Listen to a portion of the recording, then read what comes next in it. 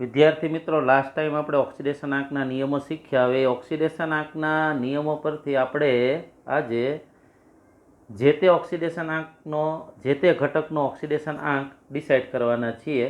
એમાં પહેલું તમને એવું કહું છું કે ભાઈ H2Sમાં પ્રશ્ન તમને બનાવતો જાઉં છું, ઓક્સિડેશન આંકના નિયમો સમજાવતો જાઉં છું અને આપણે ઘટકનો ઓક્સિડેશન આંક ડિસાઇડ કરશું. તો પહેલો પ્રશ્ન છે H2Sમાં તમને કીધું સલ્ફરનો ઓક્સિડેશન આંક જણાવો.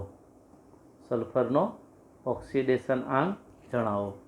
તો હવે તમને સલ્ફરનો કીધો તો પહેલાં તમે જુઓ મિત્રો, અહીંયા કેટલા છે? આ 2. તો જે અહીંયા ઘટક આપ્યો એને આગળ લખો. કૌંસમાં શું લખશું? તો કે ભાઈ H વત્તા શું છે? તો S. તો અહીંયા ઇઝ ઇક્વલ ટુ, હવે અહીંયા તમે આ બરાબર સમજો, ઇઝ ઇક્વલ ટુ અહીંયા 0 લખો. કેમ? તો તમે H2Sનું અણુસૂત્ર આખું જુઓ છો અહીંયા, તો એ જે H2Sનું અણુસૂત્ર છે અહીંયા કોઈ પણ પ્રકારનો ચાર્જ નથી, કોઈ પણ પ્રકારનો વીજભાર અહીંયા નથી, એટલે એના બરાબર આપણે 0 લખવું પડે. 2 કૌંસમાં H એટલે અહીંયા તમારે હાઇડ્રોજનનો ઓક્સિડેશન આંક લખવાનો છે. 2 કૌંસમાં નિયમમાં તમને કીધું હાઇડ્રોજનનો ઓક્સિડેશન આંક +1 ગણવો, પ્લસ અહીંયા Sનો ઓક્સિડેશન આંક આપણે ડિસાઇડ કરવાનો છે. ઇઝ ઇક્વલ ટુ અહીંયા 0 કેમ કીધું એ તમને ખ્યાલ છે. તો હવે અહીંયા થશે 2 વત્તા S બરાબર 0. તો આનો અર્થ એવો થયો કે સલ્ફરનો ઓક્સિડેશન આંક બરાબર, હવે આ બાજુ જશે એટલે શું થશે? -2. તો અહીંયા સલ્ફરનો ઓક્સિડેશન આંક આપણે ડિસાઇડ કર્યો -2. એવું જ એક બીજું ઘટક અહીંયા આપણે લઈએ અને એની અંદર હું તમને કહું છું કે ભાઈ H2SO4 માં સલ્ફરનો ઓક્સિડેશન આંક જણાવો. જેનો કીધો છે એ ઘટકને એમ નામ લખીએ. હવે અહીંયા કેટલા છે? આ 2. તો આગળ આપણે 2 લખશું. કૌંસમાં Hનો ઓક્સિડેશન આંક. હું Hનો ઓક્સિડેશન આંક હું લખતું નથી એટલે અહીંયા તમારે સમજી જવાનું કે આપણે એનો ઓક્સિડેશન આંક લખવાનો છે. સલ્ફરનો આપણે ડિસાઇડ કરવાનો છે. વત્તા 4, અહીંયા 4 છે એટલે 4 લખીએ. અહીંયા ઓક્સિજન છે, અહીંયા લખીએ ઓક્સિજનનો ઓક્સિડેશન આંક ઇઝ ઇક્વલ ટુ તો 0.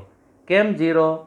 તમે આખું આ સંયોજન જુઓ, આખા સંયોજનની અંદર અહીંયા કોઈ ચાર્જ નથી, અને નથી પોઝિટિવ કે નથી નેગેટિવ ચાર્જ, કોઈ પણ પ્રકારનો ચાર્જ નથી, એટલે અહીંયા એને ઇક્વલ ટુ 0 લખીએ. હવે તમને ખ્યાલ છે 2 કૌંસમાં આપણા નિયમોમાં સમજાવ્યા પ્રમાણે હાઇડ્રોજનનો ઓક્સિડેશન આંક કેટલો?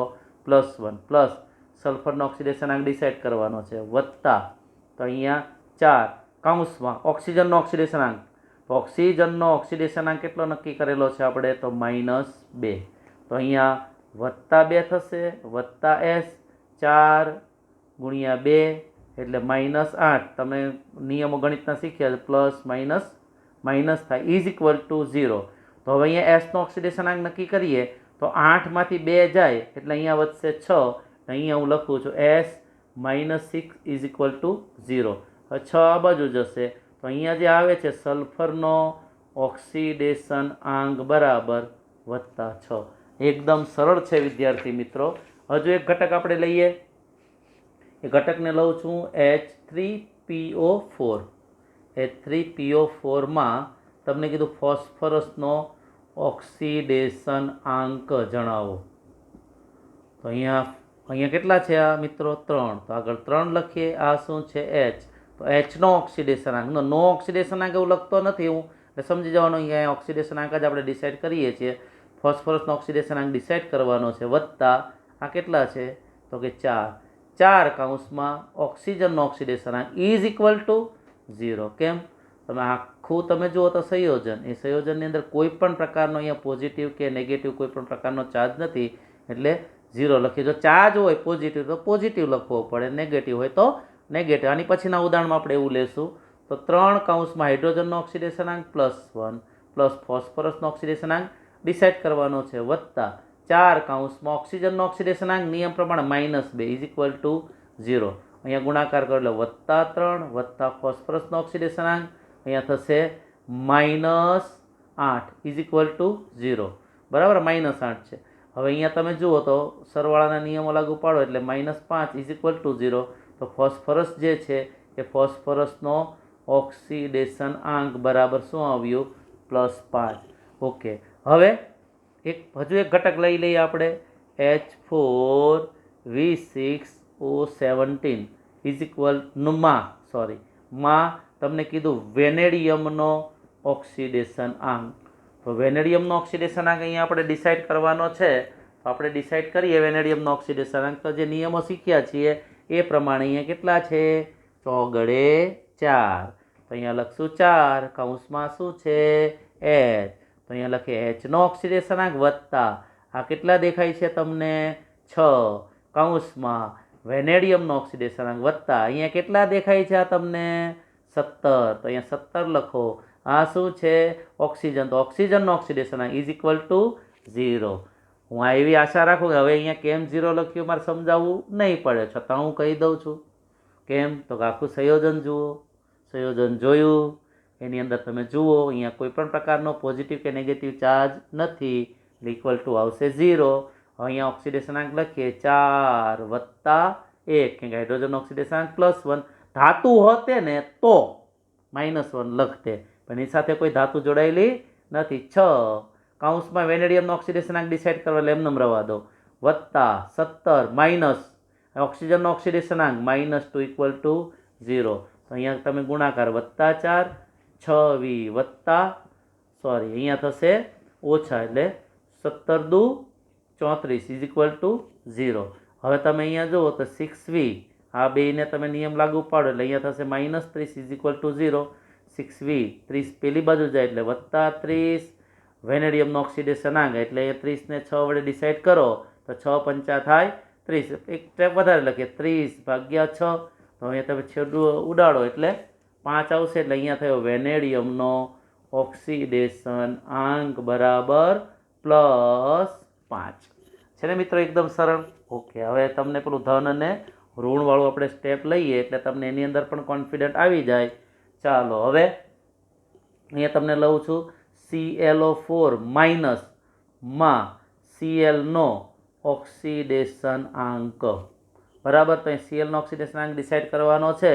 તો અહીંયા Cl નો ઓક્સિડેશન આંક તો Cl બરાબર છે, એને લખું Cl નો ઓક્સિડેશન આંક વત્તા કેટલા દેખાય છે અહીંયા? 4. તો 4 લખો. આ શું છે? તો ઓક્સિજન. ઓક્સિજન લખો ઇઝ ઇક્વલ ટુ 0 લખશો નહીં. શું છે અહીંયા? -1 છે. આ જો અહીંયા -2 હોતે તો -2 લખવાનું, -3 હોતે તો અહીંયા -1 છે તો -1 લખો. Cl નો ઓક્સિડેશન આંક ડિસાઇડ કરો એટલે Cl + 4 કૌંસમાં ઓક્સિજનનો ઓક્સિડેશન આંક કેટલો લેવાનો? -2 ઇઝ ઇક્વલ ટુ -1.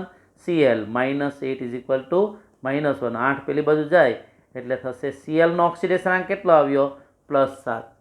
હવે તમે ઘણા મિત્રોને આ ઓક્સિડેશન આંક ડિસાઇડ કરો એટલે ઘણા મિત્રોને એવું થાય કે સર આગળ તો તમે હેલોજનની અંદર ClBrI નો ઓક્સિડેશન આંક -1 લેવાનું કીધેલું, તમે અહીંયા કેમ +7 લાવ્યા? પણ યાદ રાખજો મિત્રો, મેં ત્યાં તમને સ્પષ્ટીકરણ કરેલું છે. ક્લોરાઇડ, બ્રોમાઇડ અને આયોડાઇડ અને ફ્લોરાઇડ એ હેલાઇડ કહેવાય, અહીંયા હેલાઇડ નથી. એટલે એનો અર્થ એવો થયો કે Cl હોય, Br હોય અને I હોય તો એનો ઓક્સિડેશન આંક ધન પણ આવી શકે. એટલે અહીંયા તમારે શંકા કુશંકા કરવાની નથી. ઓકે, હજુ એક સરળ લઈએ. CH2Cl2 માં અહીંયા તમારે કીધું છે કાર્બનનો ઓક્સિડેશન આંક ડિસાઇડ કરવાનો છે. કોનો ઓક્સિડેશન આંક? કાર્બનનો. તો અહીંયા કાર્બન જે છે, અહીંયા જે કાર્બનનો ઓક્સિડેશન આંક ડિસાઇડ કરવાનો કીધો છે એ તમારે મેં શીખવાડ્યું છે એ પ્રમાણે હું તમને આ હોમવર્ક એક ઘટકનો અહીંયા આપું છું. ઓકે, બીજા આપણે ઓક્સિડેશન આંક ડિસાઇડ કરીએ તો એની અંદર હું લઉં છું SiO2.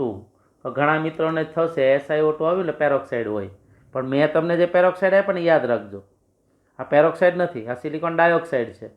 બરાબર છે? તો આ યાદ રાખી લેવાનું. અને બાકીના મેં ત્યાં કીધેલું અપવાદરૂપ પેરોક્સાઇડ હશે એ આપણે અભ્યાસક્રમ રેગ્યુલરમાં શીખશું. અહીંયા તમને જે પેરોક્સાઇડમાં ઓક્સિજનનો ઓક્સિડેશન આંક શીખવાડ્યો છે એ પેરોક્સાઇડ તમારે એટલા યાદ રાખવાના. અહીંયા સિલિકોનનો ઓક્સિડેશન આંક ડિસાઇડ કરો. સિલિકોનનો ઓક્સિડેશન આંક એટલે SI લખીએ વત્તા કેટલા છે અહીંયા 2 કૌંસમાં ઓક્સિજનનો ઓક્સિડેશન આંક ઇઝ ઇક્વલ ટુ શું લખશો? 0.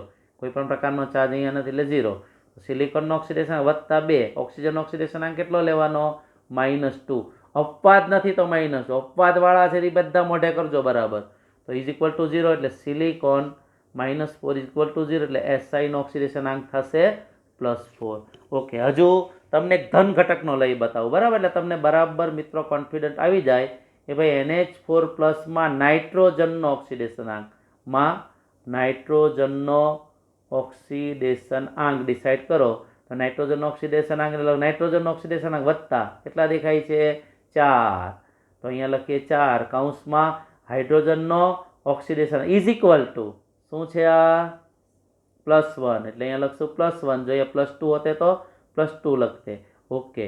તો હવે અહીંયા નાઇટ્રોજનનો ઓક્સિડેશન વત્તા 4 કૌંસમાં હાઇડ્રોજનનો કેટલો લેવાનો?